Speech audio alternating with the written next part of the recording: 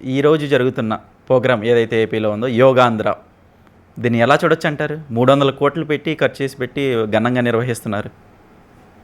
ఇక్కడ అందాల పోటీలే, అలాగే అక్కడ యోగా డే అవుతుంది అంతే.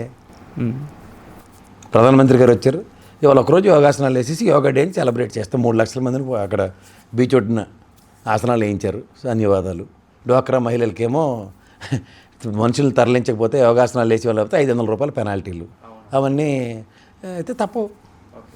అచ్చెన్నాయుడు గారు మొత్తుకొని చెప్తున్నారు పక్కన, సార్ బస్సు డ్రైవర్ని ఇవ్వగలం, ఎవరు యోగాలు చేస్తారంటే నువ్వు కూడా యోగాలు చేయకపోతే రావద్దని నేను చంద్రబాబు గారు కూడా గతమాయించారు ఆయన్ని.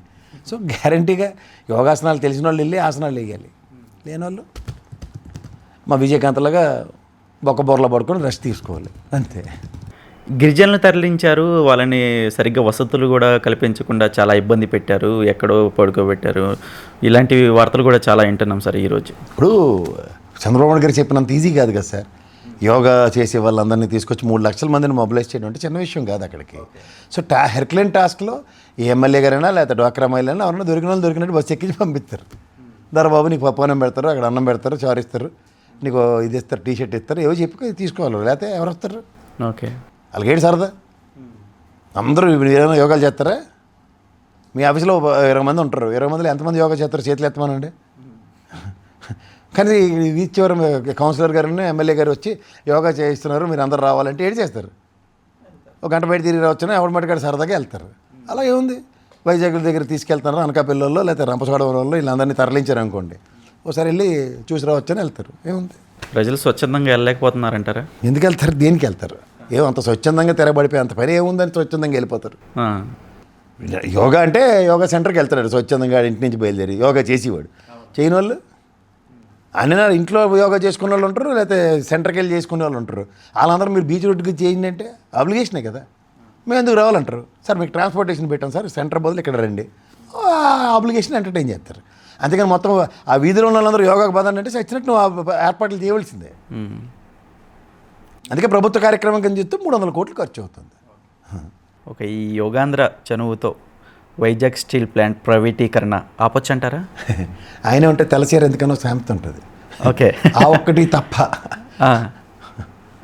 అది సాధ్యం కాదంటారా? సాధ్యం కాదండి అది. మరి ఇన్నిసార్లు మన వైజాగ్ అంటారు మోడీ గారు అంటారు. డిజిన్వెస్ట్మెంట్ స్కీమ్లో దాని నెంబర్ని ఇంకొంచెం ముందుకు తీసుకెళ్తారు, లేకపోతే వెనక్కి తీసుకెళ్తారు. ఓకే, అది ముఖ్యమంత్రి నెగోసియేషన్స్ మీద ఆధారపడి ఉంటుంది. But end of the day at the cost ఆఫే కదా. ఆ ఎంప్లాయీస్ అందరూ నిరాహార దీక్షల్లోనూ ఉద్యమంలోనూ ఉన్నారు, జీతాలు సరిగ్గా జీతాలే రావట్లే. నిస్సహాయ స్థితిలో బ్లాస్ట్ ఫర్నెస్ ఓపెన్ చేసామంటారు, అదేంటిదో నాకు అర్థం కావట్లే. ఉన్న ఎంప్లాయీస్ని తరలించేశారు సెయిల్కి, సీనియర్ మోస్ట్ ఎంప్లాయీస్ అందరినీ 4000 పైసలకి కార్మికులను తొలగించారు. ఏవో చెప్తున్నారు టెంపరీ రూల్స్ ఇవన్నీ అని. అలాంటి వాళ్ళందరినీ పెడితే ఎక్కడవుతాయి? ఓకే, సో అన్నీ గమనిస్తూ అక్కడ జరుగుతున్న ఉపద్రవాలకి పర్మనెంట్ సొల్యూషన్ ఆ మహానుభావుడు వాజ్పేయి గారు ఇచ్చినట్టు బీఎఫ్ఆర్కి రెఫర్ చేసినప్పుడు దీనికి ప్రత్యామ్నాయం, దీనికి ప్రాబ్లము ముడిసరుకు అని చెప్పి ఎన్ఎండిసితో అనుసంధానించి నేషనల్ మినరల్ డెవలప్మెంట్ కార్పొరేషన్తో మనకు ముడిసరుకు ఇచ్చారు. ఆ ప్రాబ్లంకి అప్పుడు అనుసంధానించిన ఎన్ఎండిసికి ఈ రోజుకి ఇంకో ఆల్టర్నేటివ్ క్రియేట్ అవ్వలే. ఓకే, దాని ముడిసరుకుని ఎక్కడి నుంచి తెచ్చుకునేది ఎందుకు? ఏదో మనకు గన్నులు ఈ బయ్యారంగంలో లేదంటే అక్కడ ఎవలవరంగంలో అలాంటివేవో వీటికి అటాచ్ చేస్తే కోఆర్డినేషన్ ఉంటుంది గవర్నమెంట్ పరంగా. అది జరగనప్పుడు ఏమవుతుంది? బీజేపీకి పవన్ కళ్యాణ్కి గట్టి అనుసంధానమే ఉందని అనుకోవచ్చు. సో ఈ అనుసంధానం మీద పవన్ కళ్యాణ్ గారు ఎందుకు దీని మీద మాట్లాడలేకపోతున్నారు? ఎవరితోనూ? మోడీ గారితో. అవును, ఏది వైజాగ్ స్టీల్ ప్లాంట్ విషయం. ఎప్పుడు చాక్లెట్లు ఇస్తూ ఉంటారా, అదంటారు ఇదంటారు, పవన్ కళ్యాణ్ గారిని బాగా చూసుకుంటారు, కానీ ఎందుకు పవన్ కళ్యాణ్ గారు మాట్లాడలేకపోతున్నారు? అసలు రాజకీయ దృక్పథం వేరండి. రాజకీయాల్లో ఎదగుదల కోసం ఆల్టర్నేటివ్స్ ఆప్ చేసుకుని, ఇప్పుడు మీరు ఒక గట్టు ఎక్కాలి, ఎవడన్నా నెత్తిమీ చేయేసో లేకపోతే ఇంకోటి పేకమే కాలేసి ఎక్కేసి గట్టు ఎక్కుతారు. అది రాజకీయాల్లో అలా హాప్ ఓవర్లు తీసుకోవడం అలా సర్వసాధారణం. దీంతో వాళ్ళు ఏదో రాష్ట్ర ప్రయోజనాలు పరిరక్షించేస్తారంటే అది యాక్చువల్గా వైజాగ్ స్టీల్ ప్లాంటే ఆంధ్రుల హక్కు, విశాఖ ఉక్కు అనే ఉద్యమంతో దాన్ని సాధించుకున్న సమైక్య రాష్ట్ర ప్రతి పౌరుడిది బాధ్యతతో. దాన్ని కూడా ఇప్పుడు ఈ ఉద్యమానికి అతి దగ్గరలో ప్రజలు కూడా తోడవుతారు. ఇది కంటిన్యూ అవుతే మాత్రం వదలరు. ఎందుకంటే ఆ రోజు త్యాగం చేసి వైజాగ్ స్టీల్ ప్లాంట్కి ల్యాండ్ ఇచ్చిన వాళ్ళకి ఇప్పటికీ 6 కార్డులు ఇచ్చి వాళ్ళని ఇప్పటికి కూడా పరిరక్షించలే. సో ఏ ప్రాతిపదిక మీద? ఇవన్నీ గమనిస్తూ ఉంటారు కదా ఆద్యంతం. ఇవన్నీ జరుగుతున్నాయి. ఇది పవన్ కళ్యాణ్ అలాంటి వాళ్ళతో అవ్వదండి. That needs to be some alternative. దానికి ఆల్రెడీ దాని డివిడెండ్ రూపంలో అత్యధికంగా 39,850 కోట్ల పైచీలకు డివిడెండ్ రూపంలో కేంద్ర ప్రభుత్వం చెల్లించేసింది. ఈ ట్రూఅవుట్ వైజాగ్ స్టీల్ ప్లాంట్ స్థాపించిన దగ్గర నుంచి ఈ రోజు దాకా అంటే దాని మీద పెట్టిన మూలధనం ఏదైతే ఉందో అది ఆల్మోస్ట్ ఇచ్చేసినట్టే.